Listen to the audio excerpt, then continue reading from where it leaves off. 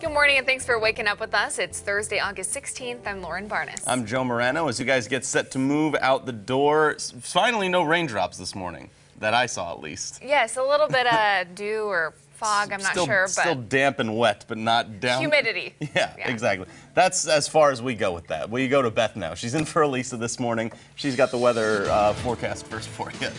Yeah, you guys pretty much got it. We have some fog outs. Leave a couple extra minutes for your morning commute in parts of West Plains, Branson, and Springfield. This is thanks to all of the rain that we got yesterday. In some places got over 2 inches of rain. Overnight last night, we did have a couple storms lingering around. That activity quickly faded away, so we're looking at a dry morning. Look at our camera. I mean, it's foggy out there. Temperatures at 72. Dew point at 71, very sticky and very humid out there. That's how it is throughout much of the Ozarks, and that's really how it's going to stay today. While it's going to be drier, it is going to be very humid out there. For your school forecasts today, it's going to be a better day than it was for the first day of school. We're going to have sunshine, isolated storm chances today, and temperatures a bit warmer in the upper 80s to lower 90s. So we've isolated storm chances today. Rain returns overnight into tomorrow morning. We're going to have scattered showers throughout much of the day on Friday. Then we have weekend rain chances, but don't worry, your weekend's not going to be a complete washout. Looks like Saturday is going to be a little bit drier, and Sunday looks like we're going to get some more rain. I'll time all that out for you coming up in just a little bit. All right, Beth, that sounds good. Moving on to some political coverage this morning. Yesterday, President Trump yanked the security clearance of one of his most outspoken critics. The White House is also reviewing a handful of other former national security intelligence officers. CBS's John Shumo explains. Former CIA Director John Brennan has been stripped of his security clearances by President Trump. Any benefits that senior officials might glean from consultations with Mr. Brennan are now outweighed by the risks posed by his erratic conduct and behavior. Brennan is a vocal critic of the president. He responded on MSNBC. I do believe that Mr. Trump decided to take this action, as he's done with others, to try to intimidate and suppress any criticism of him or his administration. Mr. Trump has made his disdain for Brennan clear. I have no confidence in a guy like Brennan. I think he's a total lowlife. The White House says it's reviewing several other former Obama administration officials and a current Justice Department attorney. All of them either vocal Trump critics or had some involvement with the Russia investigation, including former Director of National Intelligence James Clapper. Perhaps that's being held against me. I don't know. I suspect it has more to do with my criticism of the president. Democrats say this is an enemies list. And the closest thing I can think on a historical basis is what Mr. Nixon did. White House Press Secretary Sarah Sanders was asked why the president has not ordered a review of any Republicans, including his former National Security Advisor, Michael Flynn. We would look at those if we deemed it necessary, and we'll keep you posted if that list gets updated. Flynn was fired for lying to the vice president and later pleaded guilty to lying to the FBI. John Shumo, CBS News.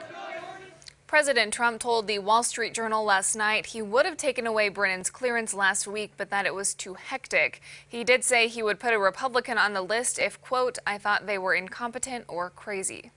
Some political news here in the Ozarks. Some are worried about losing health coverage for children with pre-existing conditions. Attorney General Josh Hawley supports a lawsuit that is challenging the Affordable Care Act. Senator Claire McCaskill says that lawsuit threatens coverage for those with pre-existing conditions. Now, Hawley has told Color 10 he is in favor of coverage for pre-existing conditions, adding that McCaskill insists on keeping Obamacare, but she thinks there is a way to offer those protections without the ACA. I think that insurance companies should be forced to cover pre-existing conditions. What I do not support is government, big insurance collusion. But we can adjust that law and make it better for everybody if we could get some cooperation from the other side. Now, both candidates are also keeping an eye on U.S. Supreme Court nominee Brett Kavanaugh. His past opinions show he could vote against the Affordable Care Act. His confirmation hearings will start on September 4th. Senator Claire McCaskill said she is meeting Kavanaugh on Tuesday before voting on his nomination. Making news this morning, the man behind one of Missouri's 3 medical marijuana initiatives set to be on November's ballot has filed lawsuits against the other 2 petitions also looking to legalize pot for medical use. Springfield lawyer Brad Bradshaw, the one spearheading the Find the Cures initiative, is suing both groups, New Approach Missouri and Missourians for Patient Care, claiming that not all of the signatures on their petitions were valid. The lawsuit against New Approach Missouri claims signatures were not gathered in the presence of an authorized circulator, making them invalid. Bradshaw says they violated the petition process by placing petitions at retail establishments, also with no circulator. The suit against Missourians for Patient Care claims in Congressional District 5, the group got 38 more signatures than they needed, but it claims 39 more of those signatures are invalid. Bradshaw was called for an expedited trial in order to disqualify them from the ballot before August 28th, when the measures become final. And more news for CBD oil users in the Ozarks. Earlier this week, Great Southern Bank told CBD of Springfield it will soon stop doing business with that store. The news leader, our partner, is reporting the CBD shop got a letter from the bank saying, quote, "Due to the elevated risk associated with your account activity, we have determined that it's in the best interest of Great Southern Bank to close your bank accounts.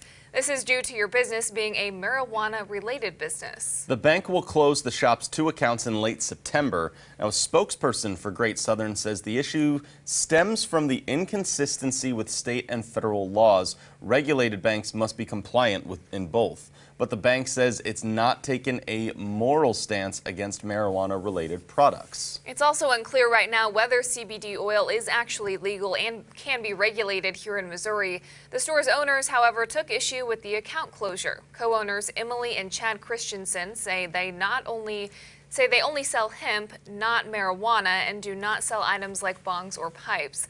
They also say they are a 100% clean business.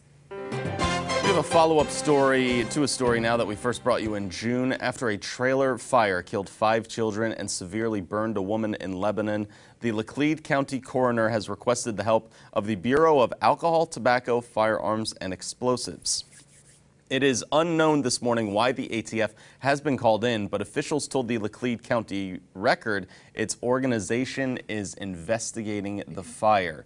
The county's coroner, Steve Merle, is also asking anyone with information about it to call his office.